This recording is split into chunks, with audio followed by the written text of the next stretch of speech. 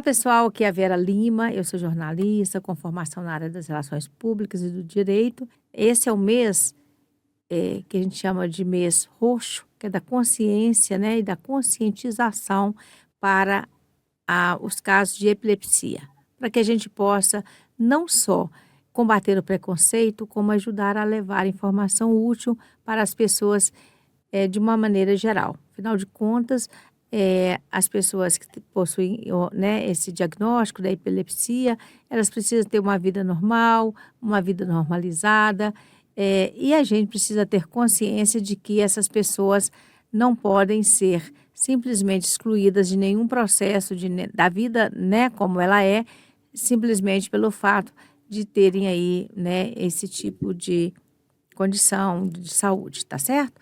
Então, nós estamos trazendo aqui nesse canal a Márcia Silva, que vai nos contar. Ela tem uma vida, gente, muito interessante do ponto de vista aí do atendimento a pessoas com doenças raras. A Márcia é presidenta da Associação Brasileira de Esclerose Tuberosa. E vocês vão ver que a história dela é inspiradora e se ela não tivesse desenvolvido um trabalho que ela fez com muita garra e determinação, talvez hoje a esclerose tuberosa, que é uma doença rara, não estivesse avançado tanto do ponto de vista da conscientização e da humanização. Então, Márcia, bem-vinda, é um prazer te receber aqui e de fazer essa ponte para que a gente possa conversar com a Associação Brasileira de Epilepsia. Bem-vinda. Obrigada, Vera. Agradeço a todos pelo convite, né?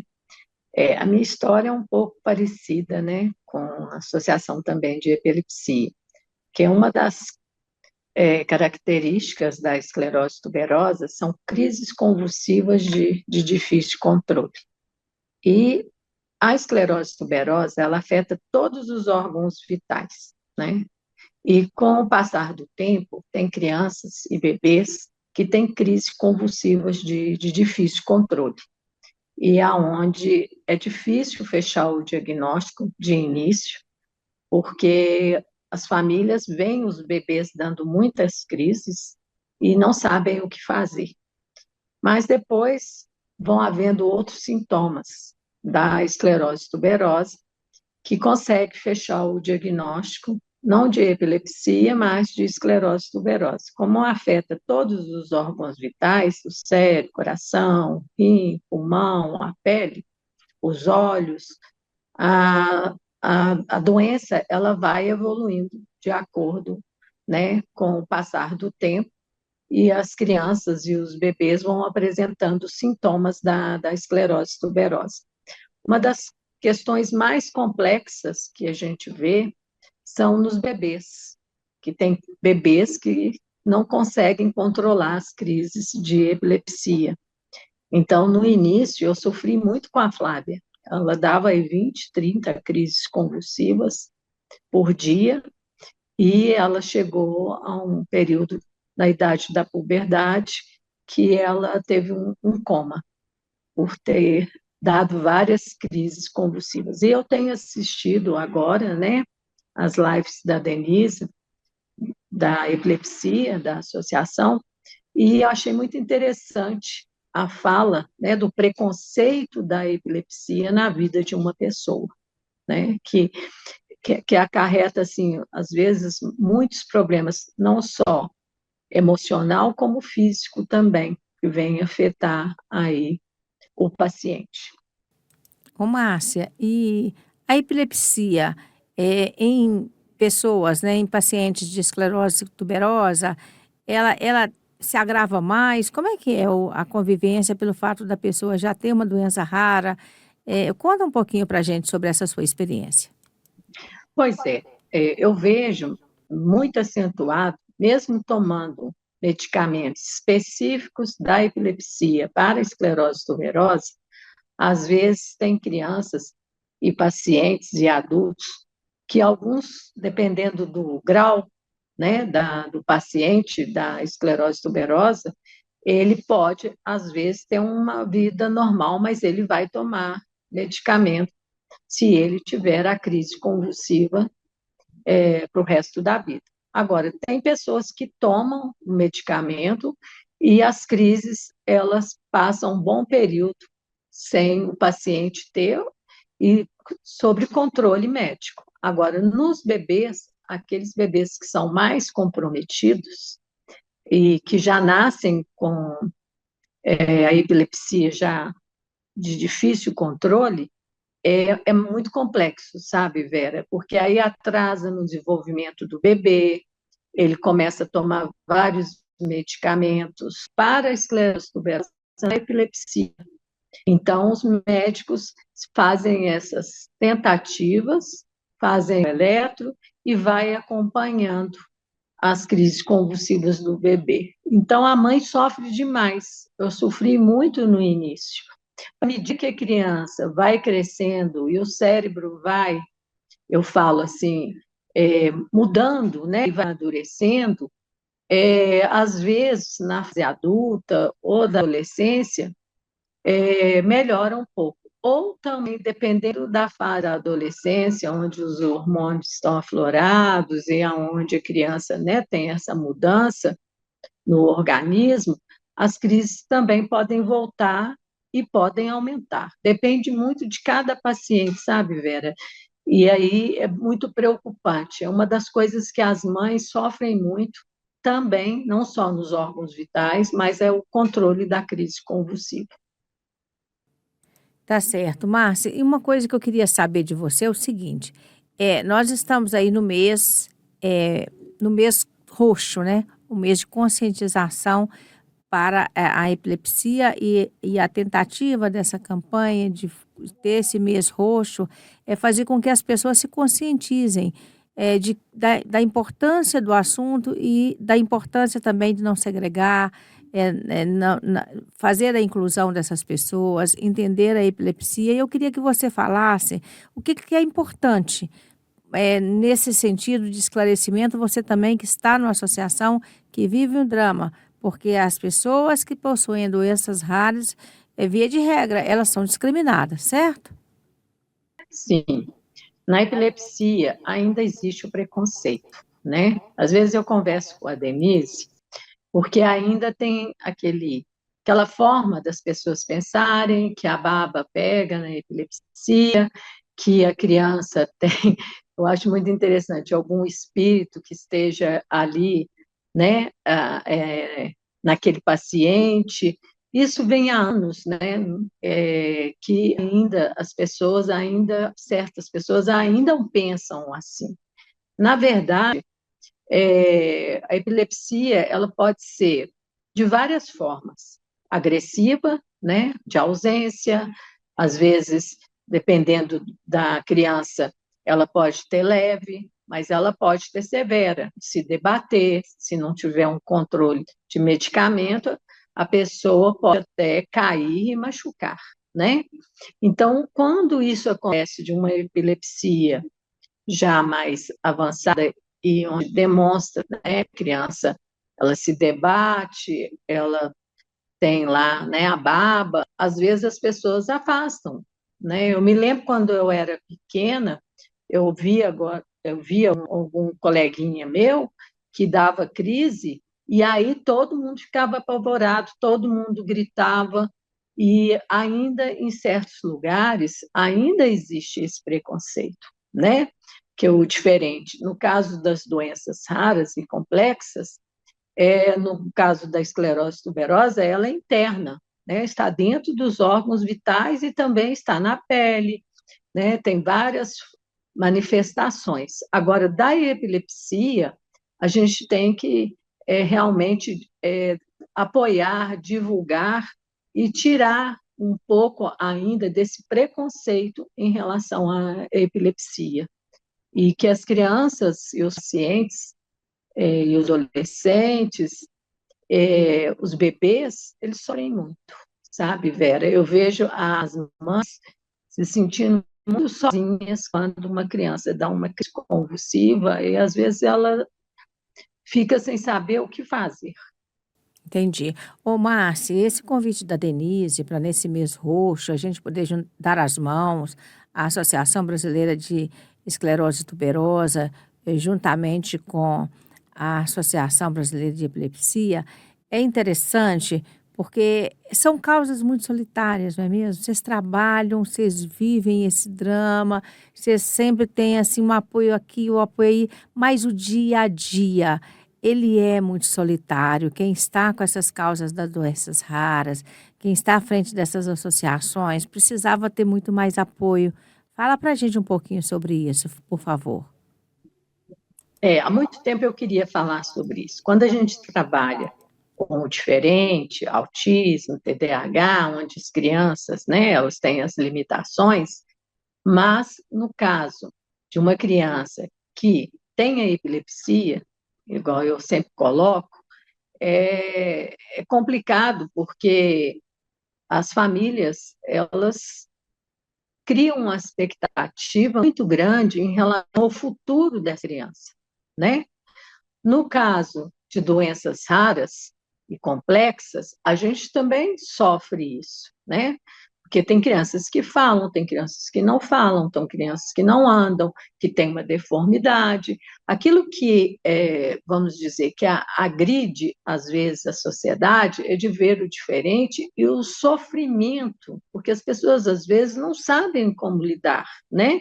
Igual com uma crise convulsiva. Eu acho que deveria ter mais informação, orientação, como também das doenças raras. Aquilo que é diferente traz uma certa, assim, não é da população, falta de informação. Eu acho que é por isso que a gente tem que se unir, sabe, Denise? Para que, tanto nas doenças raras quanto na epilepsia, a gente possa um apoiar o outro. Eu acho que isso é fundamental para que a gente se fortaleça e faça com que as pessoas vejam de outra forma, com outros olhos. E para finalizar, Márcia, eu queria que você falasse o que pode ser feito conjuntamente pela BET e a ABE, para que vocês possam se dar as mãos e conseguir avançar no sentido de um ajudar o outro naquilo que é mais necessário. Eu já conheço a Denise há muitos anos, né? E eu tenho uma grande admiração por ela e por toda a equipe, né? Pelo projeto deles. E a gente estando no Sistema Único de Saúde, a gente precisa, né, com que o governo nos dê esse suporte para que a gente mantenha a instituição, né, para que a gente possa se fortalecer nos projetos, passar informação. Na associação, por exemplo, eu dou atendimento presencial, que requer um custo muito alto, né? Quando a gente tem uma equipe de médicos, de profissionais na área de saúde, de toda forma, é um custo, né? E a gente sabe que dentro da epilepsia e da esclerose tuberosa, do autismo, do TDAH, porque estão associados também na esclerose tuberosa, o autismo e o TDAH e a epilepsia. Então, quando a gente fala de uma forma geral, um tem que estar apoiando, porque quando aparece um paciente que vai, às vezes, ser avaliado pelo médico, a gente precisa, né, passar essa informação, a gente precisa se unir para que a gente possa, aí, junto aos órgãos, né, poder nos fortalecer e dar andamento aos nossos projetos e dar qualidade de vida aos pacientes. Coisa que a gente, às vezes, fica aí, às vezes, muito tempo, né, buscando recursos, divulgando. Aí, nesse mês da epilepsia, ele passa.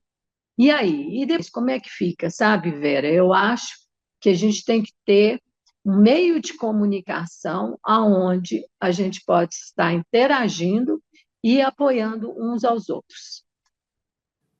Tá certo. Eu queria ver com você se a gente deixou de perguntar algum ponto que você acha que é crucial falar e uma mensagem assim que você gostaria de deixar, de repente, de força aí para, né, para a comunidade da epilepsia, né, das pessoas, das mães, pais, cuidadores, enfim, de todo mundo que vive também esse drama, porque eu sei que chega a ser um drama, né? Imagino que para pacientes que sofrem com receio de ter uma crise, né? E eu queria até dizer que às vezes acontece com a gente, das pessoas terem crise perto da gente, a gente não sabe muito bem como lidar, o que fazer. Mas queria que você falasse para a gente, né? Seu coração aí, alguma mensagem final.